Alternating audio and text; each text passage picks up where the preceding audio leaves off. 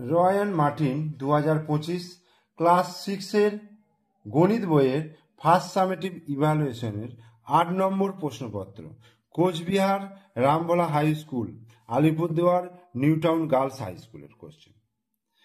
দেখো একের দাগে কি বলছে, বলছে নিচের প্রশ্নগুলির উত্তর দাও। পরস্পর মৌলিক জোড়া নির্বাচন করতে বলছে। এখানের মধ্যে পরস্পর জোড়া মৌলিক হচ্ছে, দেখো 4, 12, 45, 15, 16, 18 আর 11, 13। একমাত্র 11, 13ই হয়ে যাবে পরস্পর মৌলিক সংখ্যা। তার কারণ 11 এবং 13 গসাগু করলে দেখা যাবে 1 আসবে, বাকিগুলোর কিন্তু 1 আসবে না। এরপরে দেখো 5, 2, 8, 7, 3, 2, 1 সংখ্যাটির দুটি 2 এর স্থানীয় মানের গুণফল। এখানে 2 এর স্থানীয় মান হচ্ছে, দেখো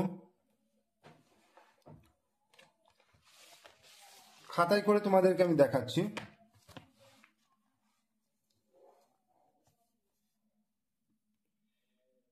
পাঁচ, 2, 8, 7, 3, 2, 1 এই 2 আছে আর এই 2 আছে। এই 2 এর স্থানীয় মান কত হবে? 2 এর পিঠে 1, 2, 3, 4, 5, 1, 2, 3, 4, 5টা হবে। আর এই 2 এর পিঠে একটা শূন্য, গুণিত 2 এর পিঠে একটা শূন্য। 2 এর স্থানীয় মানের গুণফল চেয়েছে, তার মানে 2 দুগুণে 4 হয়ে গেল, আর 5টা একে 6টা, 1, 2, 3, 4, 5, 6। তাহলে এখানে কোনটা হবে? দেখো 1, 2, 3, 4, 1, 2, 3, 4, 5, 6। তাহলে বি এর অপশনটা হয়ে গেল।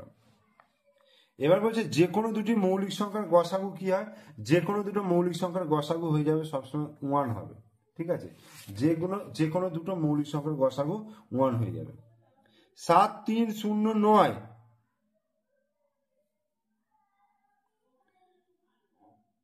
0 অঙ্কগুলিতে গঠিত সর্বনিম্ন 5 অঙ্কের সংখ্যাটি। 5 অঙ্কের সংখ্যা দেখো কি হবে? 3, 0, 0, 7, 9। 3, 0, 0, 7, 9 এটা হবে সব থেকে কম 5 অঙ্কের সংখ্যা। দুটি প্রকৃত ভগ্নাংশের গুণফল সর্বদা কি হবে? প্রকৃত ভগ্নাংশ হবে। প্রকৃত ভগ্নাংশ মানে হচ্ছে যাদের লবটা ছোট হরটা বড়। এরকম দুটো সংখ্যার গুণ করলে দেখা যাবে যে গুণফলের ক্ষেত্রেও লবটা ছোট এবং হরটা বড় হচ্ছে। 50কে রোমান সংখ্যায় প্রকাশ করলে কত হবে? 50কে রোমান সংখ্যায় প্রকাশ করলে হবে এল। ঠিক আছে, রোমান সংখ্যাগুলি কোনটি সঠিক নয়? এক্সি, এক্সি মানে হচ্ছে 90। আচ্ছা, L double x I x মানে হচ্ছে এল মানে 50, 60, 70, 79। এক্সি ভি আই আই এটা মানে হচ্ছে এক্সি ভি আই আই এটা মানে হচ্ছে 90, 98। আর এটা হচ্ছে আই এল এক্স এক্স, এল এর আগে কখনো আই হবে না। ঠিক আছে, তাহলে এইটাই হয়ে যাবে সঠিক নয়। এক্স এর 1/3 ওয়াই এর অর্ধেক অপেক্ষা সমান এবং ক্ষুদ্রতর নয়। এক্স এর 1/3 ওয়াই এর অর্ধেক অপেক্ষা ক্ষুদ্রতর নয়, তার মানে এইটা হয়ে যাবে। এইটা হলে ক্ষুদ্রতর এবং সমান, কেটে দিয়েছে মানে ক্ষুদ্রতর নয়।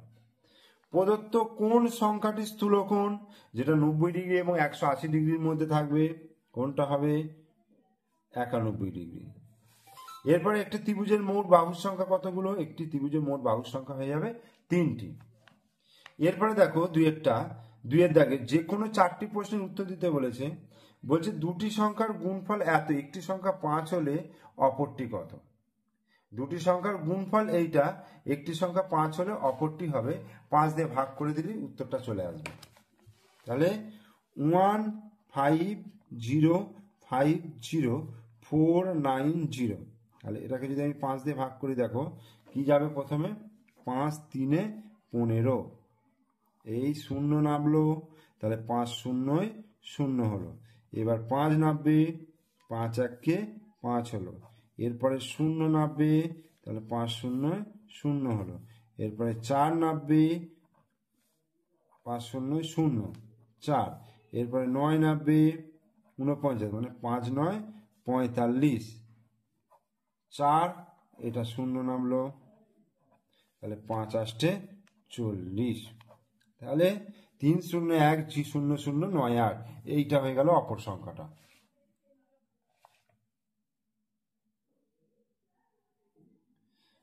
দুইয়েরটা বলছে সুনিতার কাছে 36টি কুল আছে, সে তার মোট কুলের 2/3 অংশ রাজীবকে দেয়। তাহলে সুনিতা কতগুলো কুল রাজীবকে দেবে, কি করতে হবে, 36 গুণিত 2/3, এই যে 36 গুণিত 2/3, তাহলে কাটাকুটি করলে 3 12 36, তার মানে 12 দুগুণে 24টি কুল সে রাজীবকে দেবে। 5 থেকে কত বিয়োগ করলে বিয়োগফল 2.172 হবে, তাহলে 5 থেকে এটা বিয়োগ করে দাও, দেখবে পেয়ে যাবে। 5 থেকে যদি বিয়োগ করে ধরো, 5 মানে হচ্ছে 5.000, আর কত আছে 2.172, 2.172 বিয়োগ করলে 2 কয় দিয়ে 10, 8 দিতে, হাতে 1, হাতে 8, 8 কয় দিয়ে 10, 2 দিতে, হাতে 1, 1 2, 2 কয় দিয়ে 10, 8 দিতে, হাতে 1, জোড়কে 3, 3 কয় দিতে 5, 2 দিতে, তাই 2.828, 2.828। 1 থেকে 10 পর্যন্ত সমস্ত পূর্ণ সংখ্যাগুলি লেখো। এই সংখ্যার মধ্যে মোট পূর্ণ সংখ্যার কত অংশ মৌলিক সংখ্যা আছে লিখতে বলেছে। 1 থেকে 10 পর্যন্ত পূর্ণ সংখ্যা দেখো,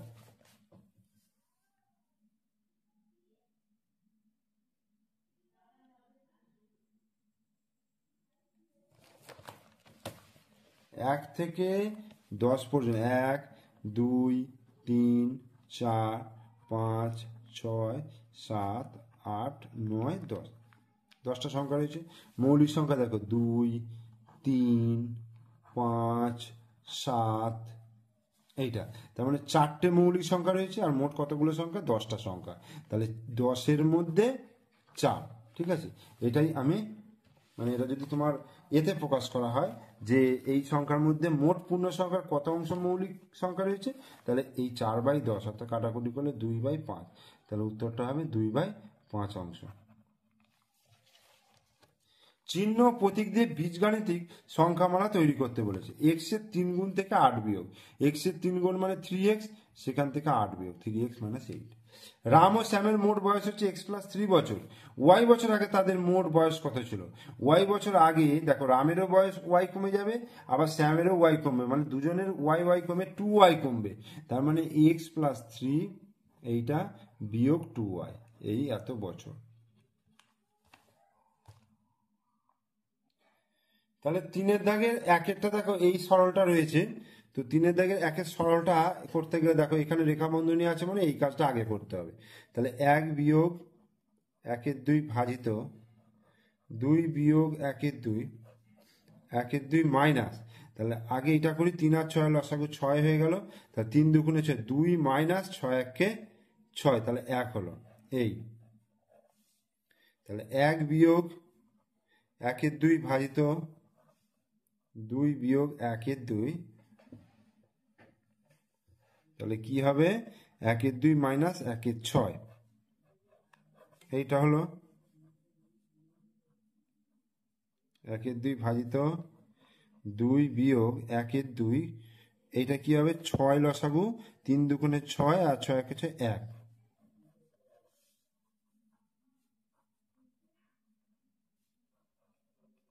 1/2 গুণিত, এটা কত হচ্ছে 3 থেকে 1 বিয়োগ করলে 2, 2/6, 2 2 কেটে গেল, তাহলে 1 বিয়োগ 1/2 ভাজিত 2 বিয়োগ 1/6, এই হলো 1/2 ভাজিত, এটা কত করবো 6, 6 দুগুণে 12 মাইনাস 1, এই, তাহলে 1 বিয়োগ 1/2 ভাজিত 12 থেকে, আচ্ছা এটাকে করে দিতে 12 থেকে 1 বিয়োগ করলে 11/6, এই হলো, তাহলে 1 বিয়োগ 1/2, এটা গুণ চিহ্ন 6/11 হয়ে গেল, 2 3-এ 3/11, তাহলে 1 বিয়োগ 3/11, তাহলে 11 লসাগু 11 মাইনাস 3, আর 9 10 11, 8/11, এটা অ্যান্সার। 2-এর দাগের অঙ্ক দেখো, 3-এর 7-এর সঙ্গে 6-এর 7-এর 3 গুণ যোগ করলে যোগফলটি কত হবে? 3-এর 7-এর সঙ্গে, এই দেখো 3-এর 7 এর সঙ্গে 6-এর 7-এর 3 গুণ মানে গুণিত 3, এটা যোগ করলে যোগফল কত হবে? তাহলে কত হবে 3-এর 7 যুক্ত 3 6 18, 18/7, এবার নিচে 7 হলো, ওপরে 3 যুক্ত 18, 18 19 20 21/7, মানে 3 7 21, তাহলে 3 হয়ে গেল, তাহলে যোগফলটা কত উত্তর হয়ে গেল? 3 হয়ে গেল। দুটি সংখ্যার গসাগু এবং লসাগু যথাক্রমে এত এত, একটি সংখ্যা 56 হলো, অপর সংখ্যাটি কত? কি লিখবে? অপর সংখ্যাটি হলো লসাগু গুণিত গসাগু বাই একটি সংখ্যা, তার মানে 8 গুণিত 280, 8 গুণিত 280 এইটা বাই 56। তাহলে 8 27 56, 4 7 28, 40। তাহলে উত্তর হয়ে গেল 40, অর্থাৎ অপর সংখ্যাটা কত হয়ে গেল? 40 হলো। দুইজন শ্রমিক একদিনে একটি দরজার 1/3 অংশ পালিশ করতে পারে, দুদিনে একটি দরজার 2/3 অংশ পালিশ করার জন্য কতজন শ্রমিকের প্রয়োজন? তাহলে দুইজন শ্রমিক একদিনে 1/3 অংশ পালিশ করে, তাহলে দুদিনে একটি দরজার 2/3 অংশ পালিশ করার জন্য কতজন শ্রমিক লাগবে? দেখো অঙ্কটা এরকম ভাবে করতে হবে যে একদিনে 1/3 অংশ পালিশ করে কতজন শ্রমিক? 2জন শ্রমিক। তাহলে একদিনে 1 অংশ পালিশ করবে, তাহলে কি করব? 2/1/3, ঠিক আছে, 2/1/3 এটা হলো। এবার 2 দিনে 1 অংশ পালিশ করতে তাহলে শ্রমিক সংখ্যা কি লাগবে? আরো কম লাগবে। তাহলে 2 গুণিত 3, দেখো এটা উল্টে যাচ্ছে, 1/3 নিচে আছে মানে 3টা উপর দিকে, আর নিচে 3টা উপরে হয়ে গেল, একটা নিচে হয়ে গেল, আর এই 2টা নিচে চলে এলো, ঠিক আছে। আর 2 দিনে 2/3 অংশ কি হবে? 2/3 গুণ হয়ে গেল, তো 3 3 কেটে গেল, 2 2 কেটে গেল, তাহলে 2জন শ্রমিক হলো। এরপরে 5 অঙ্কটা বলছে অসিত তার দল ঠিক করেছে 33 দিনে এত কিমি রাস্তা তৈরি করবে। তারা প্রতিদিন 11/15 কিমি করে 25 দিন রাস্তা তৈরি করলেন। এবার ঠিক সময়ে বাকি কাজ শেষ করতে তাদেরকে বাকি দিনের প্রতিদিন কতটা করে কাজ করতে হবে? দেখো 25 দিন কাজ করেছে 11/15 কিমি করে, তাহলে 25 দিনে মোট কাজ করেছে কত? 11/15 গুণিত 25, 5 দিয়ে কাটলাম, 5 3 15, 5 5 25, তাহলে কত হলো? 11 5 55, নিচে 3, তাহলে এত কিমি কাজ হয়েছে। আর আমায় কত দিনে করতে হবে? 33 দিন মোট কাজ করতে হবে। তো 33 দিনের মধ্যে 25 দিন কাজ হয়ে গেছে, তাহলে বাকি দিন সংখ্যা কত? 8 দিন হলো। আর বাকি কাজ কতটা? আমায় 24 পূর্ণ 11/15 কিমি রাস্তা তৈরি করতে হবে, তার মধ্যে 55/3 কিমি রাস্তা তৈরি হয়ে গেছে, তাহলে কতটা বাকি রইলো? এটা করলাম, দেখো ক্যালকুলেশন, 24 কে 15 দিয়ে গুণ করে 11 দিয়ে যোগ করলাম, এটা হলো, আর নিচে 15, 15 আর 3 লসাগু করলাম, 15 হলো, উপরে 371 বিয়োগ 275, তা বিয়োগ করে 96/15 কাটাকুটি করলাম, 32/5 কিমি হলো, অর্থাৎ কাটাকুটি করলাম কত? 5 3 দিয়ে, 3 5 15 আর 3 32 96, 32/5 কিমি হলো। এবার এই 32/5 কিমি রাস্তাটা কত দিনে তৈরি করবে? 8 দিনে। সেই জন্য একে 8 দিয়ে ভাগ করে দিলাম, দেখো 8 দিয়ে ভাগ করলাম, তাহলে 8 হয়ে গেল, 1/8 গুণ চিহ্ন দিয়ে কাটাকুটি করলাম, 4 8 32, তাহলে 4/5 কিমি করে রাস্তা প্রতিদিন তৈরি করতে হবে, ঠিক আছে। এরপরে 6 অঙ্কটা দেখো, বলছে হোস্টেলে 20 জন ছাত্রের 30 দিনের জন্য 150 কিগ্রা আটা মজুদ রাখা আছে, কিন্তু 30 কিগ্রা আটা নষ্ট হয়ে গেছে, 5 জন ছাত্র বাড়ি চলে গেছে, বাকি আটায় অবশিষ্ট ছাত্রের কতদিন চলবে? 20 জন ছাত্রের 30 দিনের জন্য 150 কিগ্রা আটা মজুদ আছে, কিন্তু 30 কিগ্রা আটা নষ্ট হয়ে গেছে, 5 জন ছাত্র বাড়ি চলে গেছে, বাকি আটায় অবশিষ্ট ছাত্রের কতদিন চলবে? দেখো দেখো সমস্যাটা লিখেছি আমি, ছাত্র সংখ্যা, আটার পরিমাণ আর দিন সংখ্যা। 20 জন ছাত্র 150 কিগ্রা আটা 30 দিন চলে। এবার 5 জন ছাত্র চলে গেছে মানে 15 জন রইল, আর 30 কিগ্রা আটা নষ্ট হয়ে গেছে মানে 120 কিগ্রা, কতদিন চলবে? তাহলে 20 জন ছাত্রের 150 কিগ্রা আটা চলে 30 দিন, ঠিক আছে। তাহলে একজন ছাত্রের 150 কিগ্রা আটা বেশি দিন চলবে, তাহলে 30 গুণিত 20 দিন। একজন ছাত্রের 1 কিগ্রা আটা চলবে তাহলে কম দিন, তাহলে 30 গুণিত 20/150 দিন। আচ্ছা 15 জন ছাত্রের 1 কিগ্রা আটা আরো কম দিন চলবে, তাহলে 30 গুণিত 20/150 গুণিত 15, এটা গেল।